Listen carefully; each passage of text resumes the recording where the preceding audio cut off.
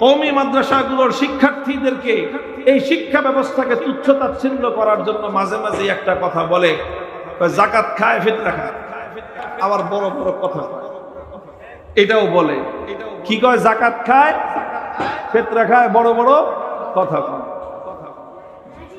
আমি ওই সকল বন্ধুদেরকে সবিনয়ে জিজ্ঞাসা করতে চাই, আচ্ছা ঠিক আছে, আমরা কওমি মাদ্রাসায় যাকাত খাই ফিতরা খাই, আচ্ছা বাংলাদেশের সরকারি যত স্কুল কলেজ বিশ্ববিদ্যালয় আছে ওরা কার বাপের টাকা? ওরা কারটা খায়? প্রশ্ন আমার এই জায়গায়।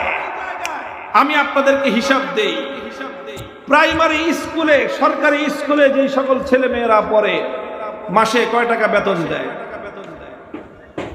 1 টাকাও বেতন দেয় না। এই প্রাইমারি স্কুলগুলোতে শিক্ষক শিক্ষিকারা মাগনা পড়ায়?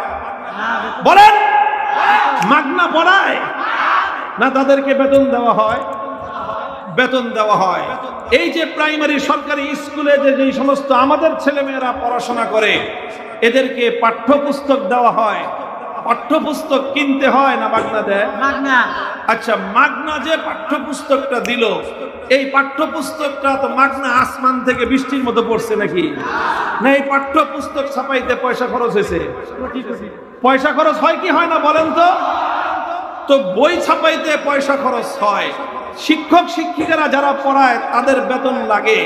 এই যে প্রাইমারি স্কুল, হাই স্কুলের যে বিল্ডিং গুলো নির্মাণ হয়, এই বিল্ডিং গুলো গাছের মতো মাটি ফুইরা আস্তে আস্তে গজায় ওঠে না? এই বিল্ডিং গুলো নির্মাণ করতে পয়সা খরচ হয়, পয়সা খরচ হয়। কথা বলেন ঠিক না বেঠিক?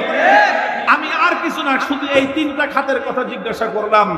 এই যে তাদের পাঠ্যপুস্তকের যেই পয়সা, এই যে তাদের শিক্ষক শিক্ষিকাদের যে প্রতি মাসে সারা বাংলাদেশের সমস্ত প্রাইমারি স্কুলের শিক্ষক শিক্ষিকাদের হাজার হাজার কোটি টাকার যে বেতন, এই যে এক একটা প্রাইমারি স্কুলের যে ভবন, লক্ষ লক্ষ কোটি টাকা দিয়ে নির্মিত এই ভবন, হাই স্কুলেরও একই অবস্থা, সরকারি কলেজগুলোরও একই অবস্থা।